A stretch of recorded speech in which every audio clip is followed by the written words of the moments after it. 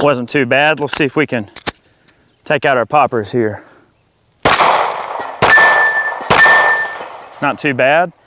Let's kill our gopher down there.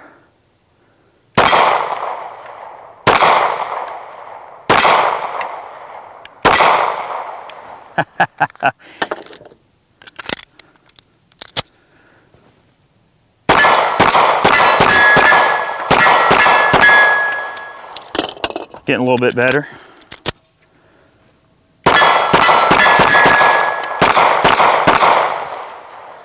All right. Welcome back, everybody. This is Eric here with Iraq Veteran 8888. Today we're doing a pistol review here for you. This is a gun that it's kind of weird. Some people don't really know about it yet, but I'm trying to kind of put the word out a little. The Performance Center Smith & Wesson Shield. This is a 9mm. It's their new Performance Center gun. It's got a ported barrel, which is really cool. You've got high visibility fiber optic sights. You've got an improved trigger. I can't really find any information if they're saying it's an Apex or whatever, but Smith & Wesson's calling it like an improved trigger. It's got a really clean break, around 6 pounds or so, real clean take up, really, really good trigger for a factory gun. It's got a manual safety on it. Pretty much it's the Shield that you've kind of come to know and expect. But I'll tell you what, this thing's an awesome contender. Retail price on them's really reasonable. They're somewhat easy to find for the most part. And, you know, I kind of got bit by the Shield bug a long time ago. You know that Chad and I review a lot of guns that tend to lend themselves, you know, to a carrying situation. I've been carrying this gun now every day for about 6 months or so. I've had it, and it's been a really solid contender. The slide is made out of stainless steel and some melanite finish. They just call it like a black oxide finish on Smith & Wesson's website when I looked up some of the information on it. But as far as I know, it's melanite. They're great guns. The takedown, disassembly procedures, pretty much exactly like any other Shield that you're used to seeing. It basically is a standard Shield for the most part with some upgrades, which is awesome. I've never gotten a Performance Center gun from Smith that wasn't a really, really nice gun. In fact, I bought this particular gun and I loved it so much. I got it home, you know, and I was shooting it and enjoying it, and I carried it on a regular basis and everything, and my wife was like, ooh, I like that. So I ended up letting her commandeer mine, and I picked up another one. So we actually have 2 of these guns here, and that's why I've got 4 magazines, because I bought 2 guns, and each gun comes with 2 magazines. You get a 7-shot and then an extended 8-shot with like a little base on the bottom that gives you a little bit more purchase in terms of your grip. You know, Brandy has kind of small hands, and you know, she really preferred having the extra grip on the bottom. So what I did is I traded magazines with her. She runs the big mags. I like running a little slim mag. It fits flush, and that allows the gun to just remain nice and compact and concealable. Now, in terms of concealability, this gun is not quite as good as the Glock 42 or the Glock 43 in the way of concealability. You know, Chad's been carrying the 43 religiously. It is a good gun. I like it. But I really have to say this gun is definitely an edge up on the Glock. Both of the fact that you've got that melanite finish with that stainless steel slide. I mean, you don't see any rust or anything anywhere on this gun. I mean, when I shot it just now, I literally like pushed all the dust bunnies out of this thing, and it was like blowing dust bunnies out of all the little ports and everything. And I drew it out of a Black Point Tactical outside the waistband holster. I brought over the one that I bought for Brandy, which is an inside the waistband. I'll show you that in a moment. It does have a manual safety. You know that Shields are available with and without a manual safety, but at the time I'm making this video, I haven't been able to determine whether or not they offer the Performance Center version of this gun without the manual safety. All the information I can find shows that they're only available with the manual safety. Some of you guys don't like a manual safety. Some don't care. I don't really care. I mean, I don't mind running the manual safety. The safety does not replace good judgment and good trigger discipline and knowing what's beyond your target and all the fundamentals that make someone a safe shooter. I'm going to top these mags back off, and we're going to shoot a little bit more. I'm going to get Chad on it too. This is a great carry piece. I really like it. We'll talk a little bit more as we go. All right, we got our mags topped back off. We are running 124 grain FMJ Aguila ammunition. Standard fare there. Just happened to be what I had laying around. I'm going to take my time and just try to group the gun a little bit on a few of these targets. We were getting some pretty good accuracy earlier. Granted, I know it's a small, short, compact carry gun. It's not a match pistol or anything, but accuracy is always something to consider. All right, I'm gonna take my time here.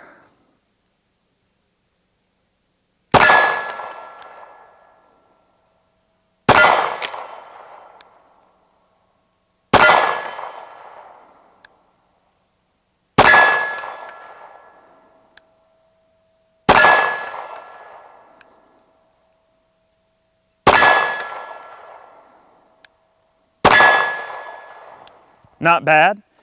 We had a couple that might have flew a little bit to the right, but for the most part, stacks them right in there.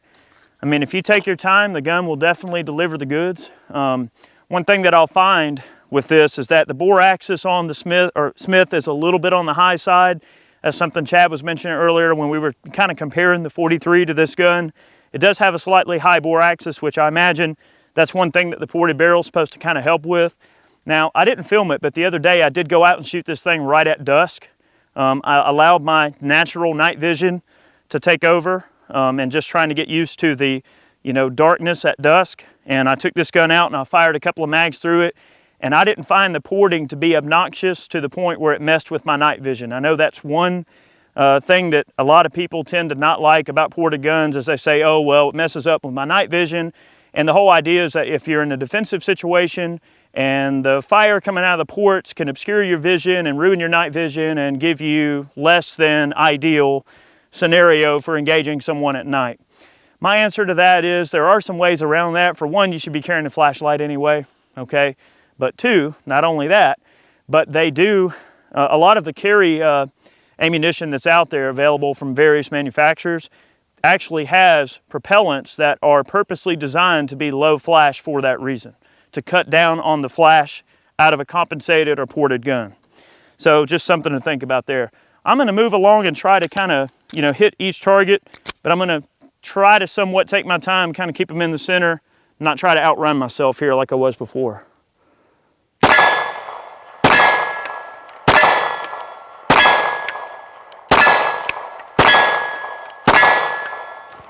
Not too shabby. This gun does take a little bit of getting used to. It's not the kind of gun that you're gonna grab right out of the box and shoot perfect. I've been shooting this gun quite a bit because I've been carrying it a lot. And what I try to get in the habit of doing is loading up ball in my magazines, and I just run around outside and just practice drawing it and shooting it and just trying to get proficient with it. It's always a good idea to shoot your carry gun as much as you can possibly get away with it.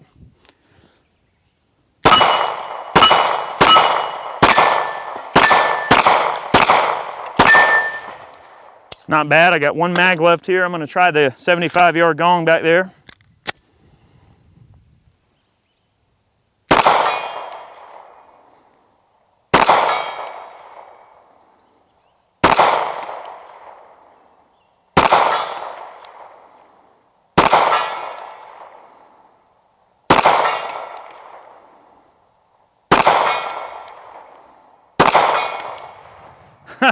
Well, I wouldn't want to have to shoot at something that far away with a carry gun, but it's nice to know that it'll definitely put them in there.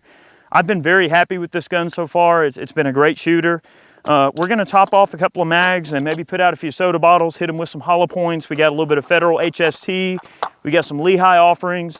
Let's make a mess, have a little fun. We're gonna get Chad on the gun and he can give some of his thoughts as well.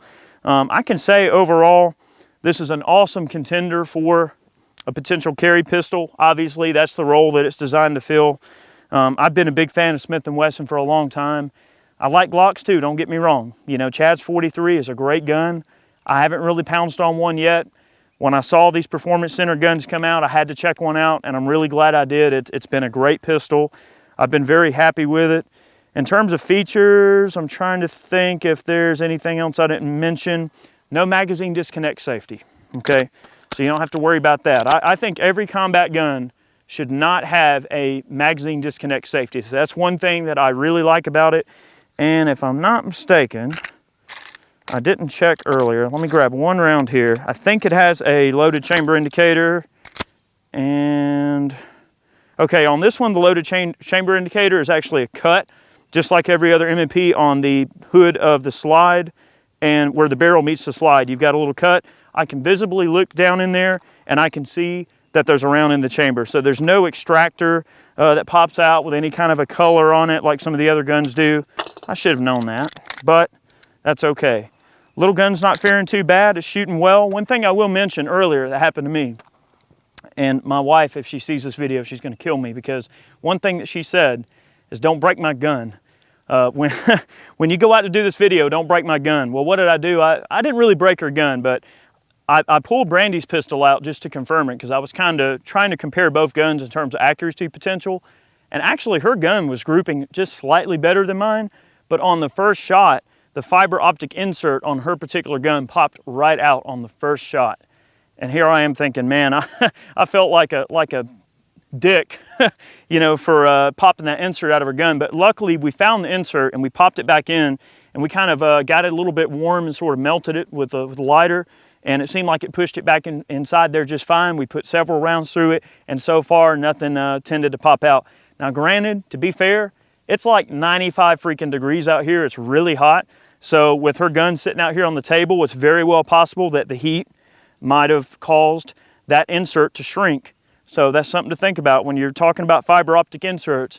They can shrink with the heat, and they can flex, and they can jettison themselves out of the gun. So just always make sure when you get a gun with fiber optic sights that you always check those inserts, make sure they're not gonna move out on you.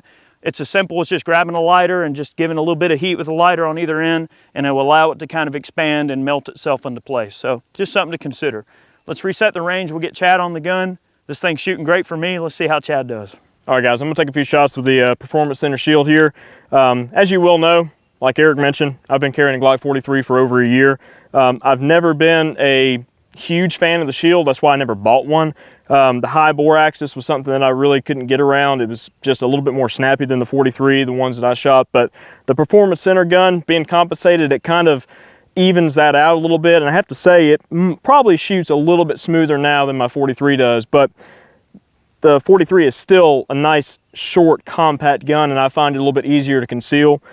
Just my personal opinion on that. But this gun does shoot exceptionally well. Eric and I were both grouping it earlier, and I'm gonna actually shoot the same ammo out of my 43 on a different steel plate, and then shoot the Shield. I'll go ahead and do that right now, actually. So that way you can see kind of the comparison between the two guns. So this is the Shield with 124 grain ball. And let's see what we can do. I'm just gonna aim for that bolt there.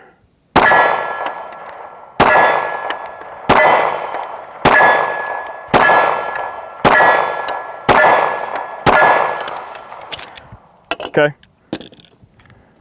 Not really going for accuracy per se. Let's just see how well both shoot. I will say those fiber optic sights are immensely better than the standard Glock sights that I have on this 43 here. So let's aim for that bolt again.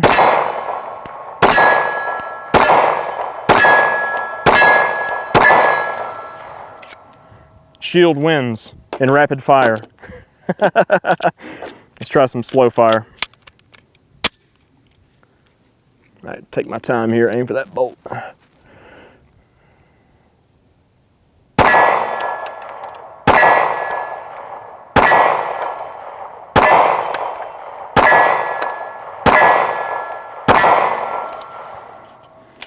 All right, a little bit tighter pattern there. Now I've got more rounds obviously in the Shield than I do in the 43. That is one plus one that the Shield has over the 43, is that you get a 7 and an 8 shot mag where you only have 6 shots out of the 43.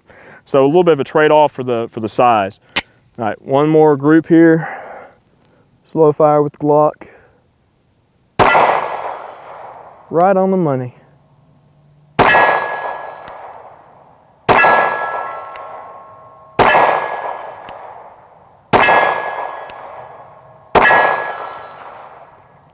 Pretty comparable, I would have to say.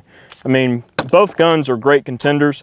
Like Eric mentioned, on the Shield, you do have that stainless steel slide with like a melanite style finish, so you're not gonna run into any problems with rust.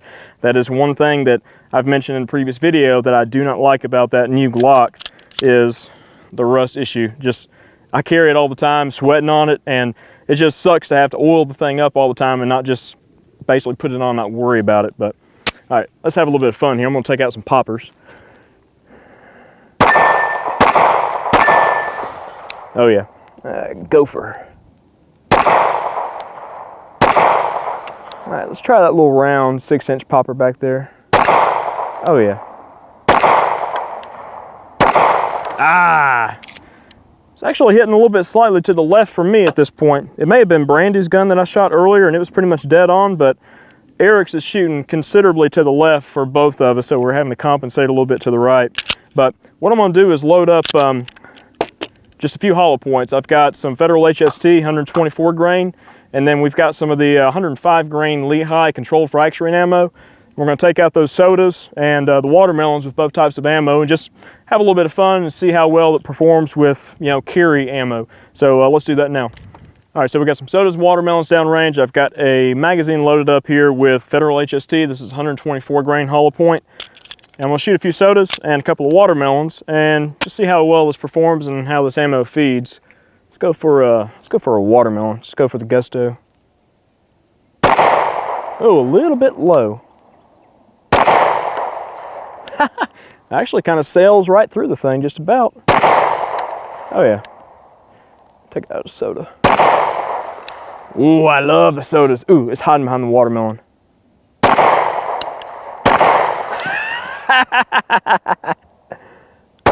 Ah! All right, let's try the controlled fracturing real quick.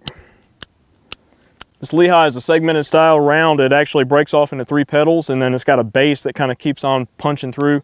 You guys have seen this in previous tests where we've shot into ballistic shell and just see what it'll do out of some various platforms, but let's see what it'll do out of the Performance Center shield here. No problems with the HST feeding, so let's see how these do. All right, here we go, watermelon. Well, that hit a little high. There we go. Boy, I think I actually hit the watermelon, but one of the petals came up and hit that one soda there. Let's try the other watermelon. Oh, yeah.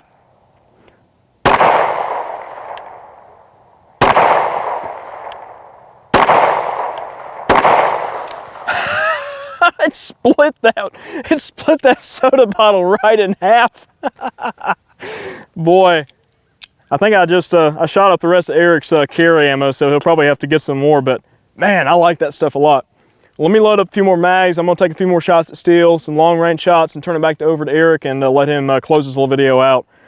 I think the shield's growing on me a little bit, I have to say. I don't think I'm gonna trade my Glock 43 in anytime soon, but I have to say it's growing on me.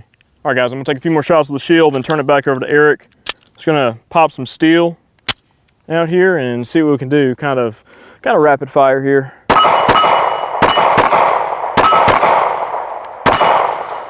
All right, let's try that again. Certainly does take a little bit of getting used to that recoil impulse on this gun.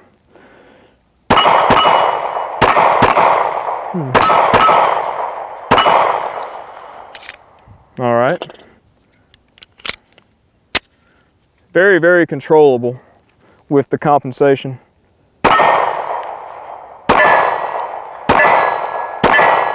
Let's see if I can go for a headshot here.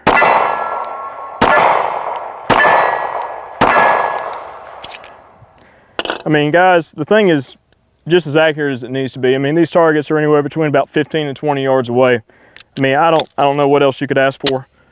Try that long range gong. Oh man, I'm out of ammo. Let's see. Uh-oh.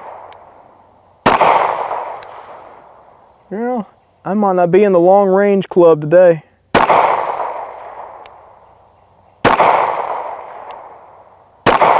There we go. Boy, it is hitting way to the left from me. Oh well, looks like Eric is the winner of the long range club today. All right, Chad's doing a pretty good job with the Performance Center shield here. To be fair, I've probably shot it a little bit more than he has, but he did pretty good for his, pretty much his first time really taking it and putting it through its paces. I'm gonna shoot it a little bit more here. This has been a really fun video to make. I hope you guys have been enjoying yourselves. We always like getting fun carry guns out and playing with them.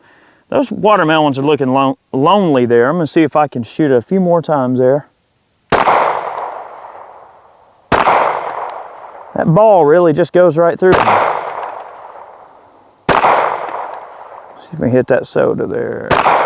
Oh yeah. Got another one right there beside it. That's great. That's great. See if we can kill our gopher right there. Got him. Now, Chad was having a little trouble shooting 100 earlier, but you know, he hasn't really shot this gun as much. Sometimes you just get lucky.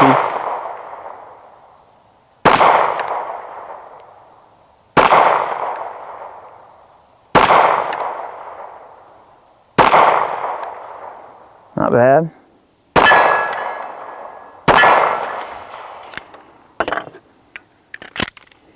All right. He was doing a good job on these little plates earlier. Let me try here.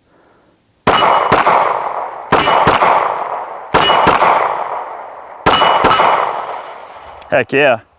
Man, I tell you, at combat distances, that thing will plug them right in there, right where it needs to go. And for a combat gun, a carry gun, that's exactly what you want. I got one mag left. I'm gonna pull a page out of Jerry Mitchell's playbook. We're gonna try some upside down work here with the shield. 75 yards away here. See if we can connect with our gong down there.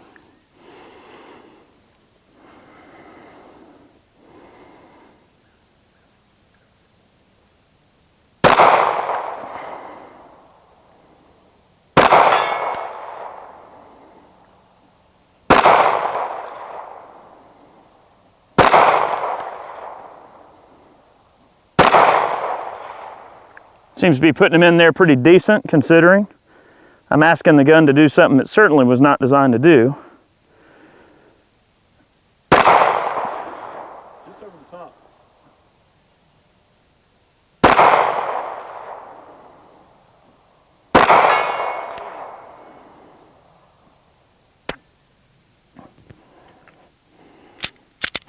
Didn't lock the slider through on that last time there. It's kind of weird shooting a compensated pistol upside down like that. It's a little weird. It's kind of the opposite of what you would expect, I suppose. It is literally upside down. I hope you saw the fun and humor in this video. We always try to enjoy ourselves. I mean, let's face it, you know, this is a serious subject. When you're talking about a carry gun, you're talking about comparing different carry guns. This is not something we take lightly. It is important. This is something that could mean your life one day. And if you're gonna carry a pistol for self-defense, it needs to be perfect for you. It needs to be something you want, something that you will carry every single day. We can't make that decision for you. We can try to help, we can compare, we can show kind of what our opinions are about. But ultimately, at the end of the day, I would encourage every single one of you, if you're going to consider a carry gun for serious, everyday use, find a friend that's got one, take it out and shoot it, or go rent one. Every person is different, every set of hands is different, every sight acquisition is different. Everyone has different opinions when it comes to what they like in a gun. Don't let us decide that for you. I encourage you to go out and check them out for yourselves. I personally am a fan of the Shield over the 43. I do like the 43. I don't really have any problems with that gun, but I have to say this Performance Center is definitely a winner. You know, the other full-size M&P that I carry on a regular basis is a 45 compact. It's a double stack. It's an excellent gun, holds 8 shots, but it is a rather large gun. It's not something you're gonna carry real slim, summer type carry. It's more of a, you know, what I would consider a full-size carry gun. But whether it's regulated to an ankle gun or whether it's something you're just gonna carry inside the waistband, or in my case, outside the waistband, overall, it's a great carry gun. I highly recommend it. Thanks for watching today's video. We had a lot of fun making it. Thanks for watching, and we will catch you next time. We've got a ton more on the way. Make sure you subscribe to our email list. We've got a ton of great things that we're putting out on that. We put that out about every other week or so. Everything from little tips and tricks to news related to the channel, little tidbits of information that you kind of get ahead of time, as well as like man can announcements and things like that. So make sure you sign up for our email list for sure, so that you're there on that, so you can be getting those email blasts from us. Thank you for watching today's video. We'll catch you next time.